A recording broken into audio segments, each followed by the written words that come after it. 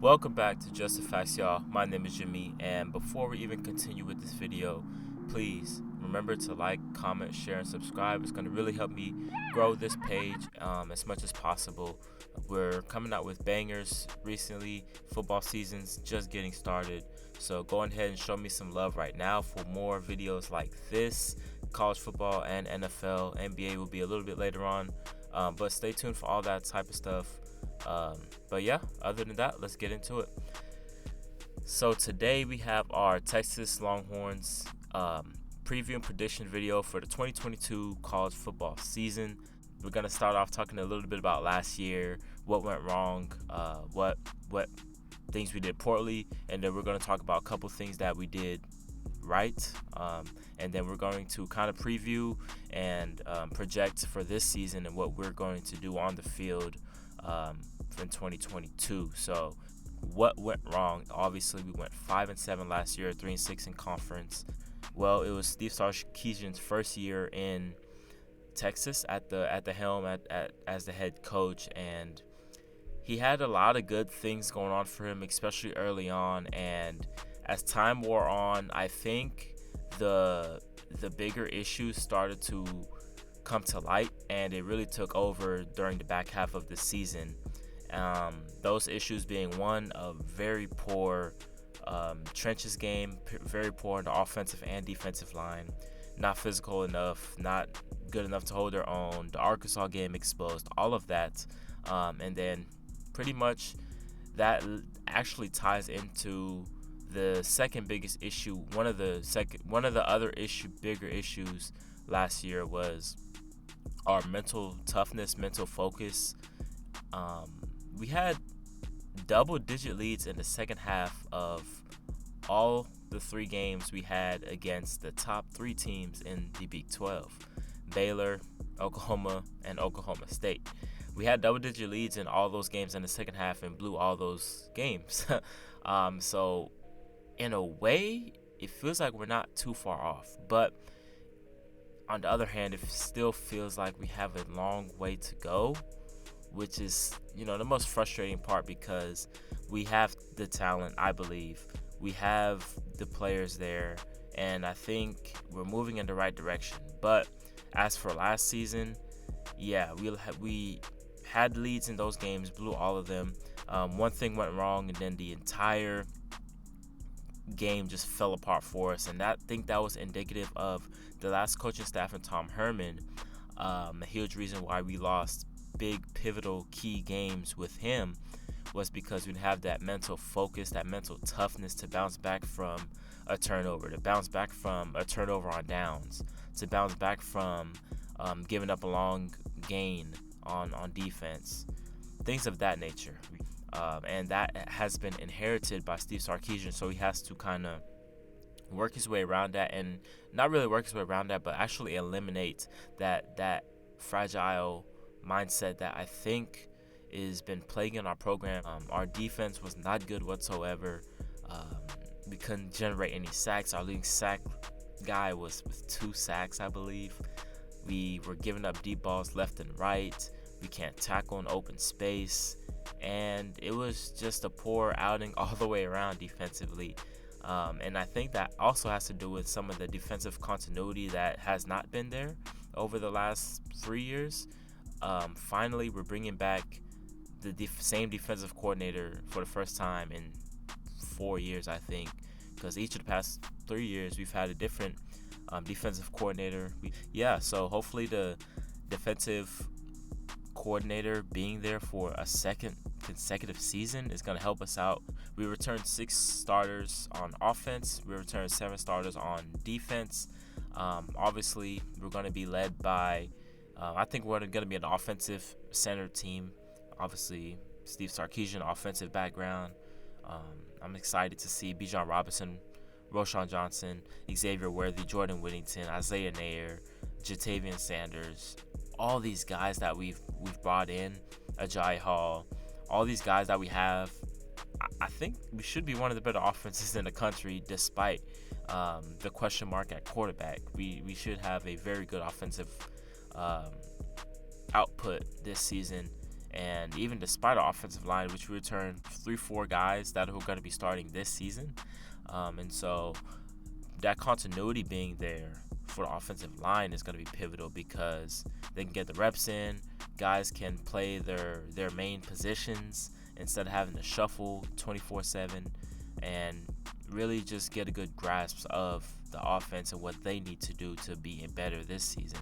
That's where it all starts for being a good team, is having a good front, good offensive front, and good defensive front. Speaking of the defensive front, we couldn't generate any sacks last year. We couldn't generate any pressure on the quarterback. Couldn't get in the backfield to tackle running backs. And there's no excuse for that. We have Alfred Collins, Moro Ojimo, Keandre Coburn. I think Baron Sorrell is going to be a very underrated piece this season. Ovia Gofu, I think, is going to be one of the top couple players on the defense this season. He showed some flashes last year, and I think he's really on his way to showing out this season. Obviously, speaking of showing out, we have DeMarvion Overshown, Mr. Armband himself. We have Jalen Ford, Tucker Dorsey that we've got from James Madison, who I've heard a lot of good things about him in camp so far. And then obviously Deshaun Jameson, Anthony Cook, and then Ryan Watts, who came in from Ohio State, and Jaron Thompson. So as for the quarterback spot, I think it would be Quinn Ewers. And I think that's what most Texas fans would want it to be, Quinn Ewers, because we have already seen what Hudson Card can do and what he can do. Honestly, watching the Arkansas game turned all of us Texas fans off about Hudson Card. No pocket presence, looked like a deer in headlights, overthrowing Xavier Worthy, which is very hard to do. Quinn Ewers seems like the guy with more upside anyways. He hasn't played since 2019. That's my biggest concern. Yeah, our expectation is going to be high for him, but as Texas fans, our expectation is high regardless, and it should be high to a certain degree. We should be understanding of the situation. We should be understanding of what's going on and the personnel that's on hand and what the coaches have to go through and things like that. So as a whole, I feel like us Texas fans need to be a little bit more patient, a little bit more lenient. I think Quinn Ewers is going to be a starter. So let's do a little game-by-game prediction, quick little game-by-game prediction of how I think we're going to do this season. Start off against UL Monroe. We'll win that one. If we don't win by at least 25, I'm not going to be happy, to say the least. So there's not much to say about that. We'll beat ULM. We'll beat UTSA in week 3. Those aren't any problems at all. The problem is in week 2, Will Anderson's coming to town, and I hope he doesn't give Quinn Ewers PTSD. Alabama, I think, will have the best defense this year in the country just because of Will Anderson and their whole linebacking crew, honestly. Drew Sanders, they have an insane linebacking core. Good DBs, obviously, great D-line as always. This game, to me, it's going to be on a different scale. And what I mean by that is it's not going to be put on a scale if we win or if we lose. It's going to be on a scale of how we look in losing, because we're not going to win this game. I'm almost positive of that, 100% sure of that. We're not going to win this game against Alabama. I want to see how Quinn Ewers plays, though. I want to see how we respond to adversity. What I'm going to be looking for is seeing if our mindset has changed. Are we going to continue fighting? Like, example, if we lose the way we lost to LSU in 2019, I'm perfectly fine with that. If we lose and it's like a shootout, what was the score in that game? 45-38, whatever it was. If we lose somewhat like that and it's like they have just a little bit more than we do to give out, then they got it. But I think we will keep it relatively close. I'll give you a score, 42-28. We'll lose 42-28. They'll pull away late. They just have too much in the trenches, offensive, defensive line. So we'll lose that game. And then the next 2 games at Texas Tech and then first West Virginia at home, we will win both of those games, I believe. Texas Tech, new coach and staff, they don't have enough for them to beat us.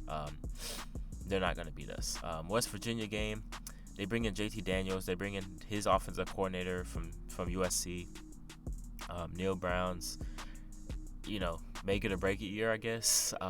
West Virginia, they're not going to do much.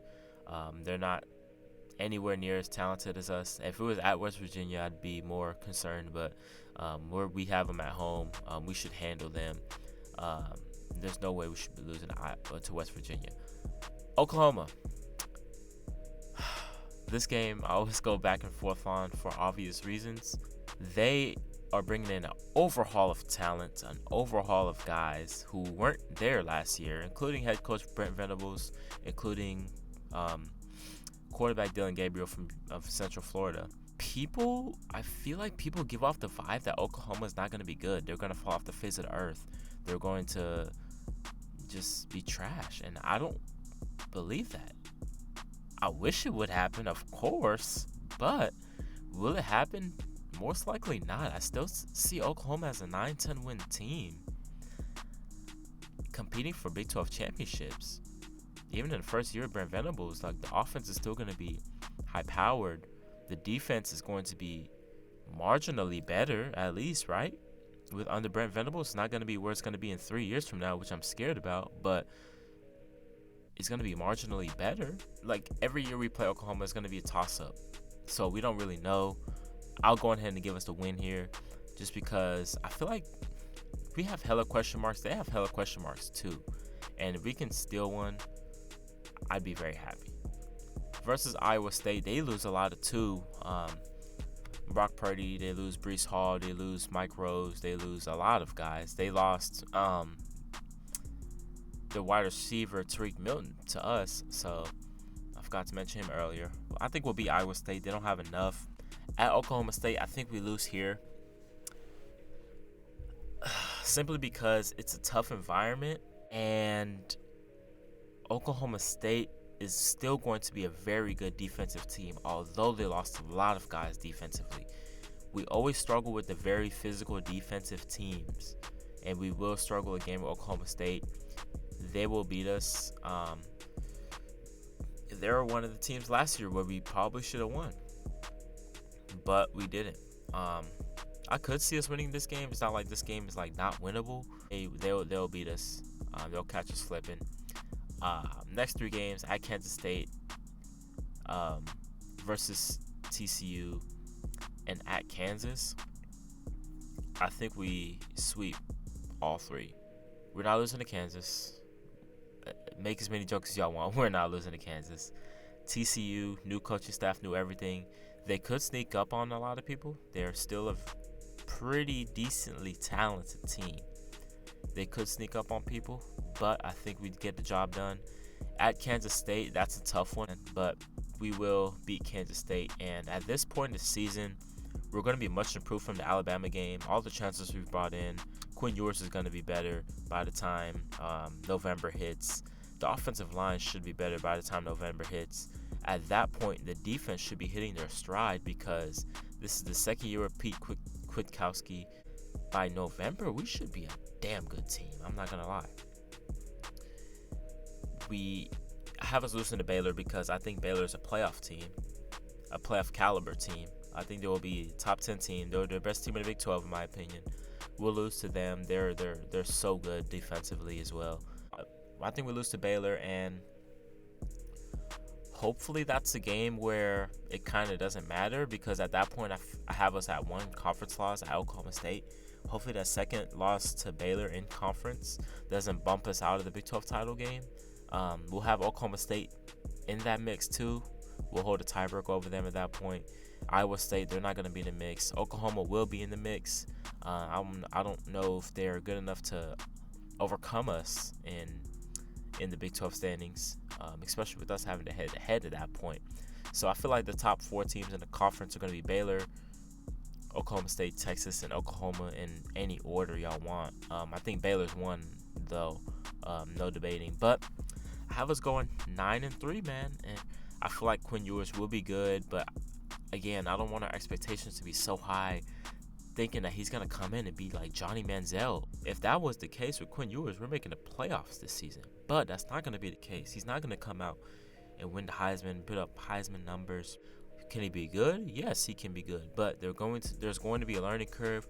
There's going to be things that he's still going to have to learn as time goes on. We might lose even another game where Quinn just loses us the game because he's turning the ball over like crazy. Maybe we slip up at Tech. Maybe we slip up at Kansas State, like I was talking about earlier.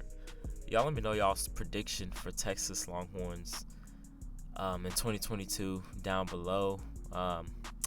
Once again, another year of me being too optimistic. But y'all let me know y'all record for Texas down below. Y'all let me know how y'all think Quinn Ewers will pan out. Y'all let me know like the biggest keys for this season, the biggest factors for this season. And with that being said, this is Jimmy from Just the Facts, and I'm signing out. Peace.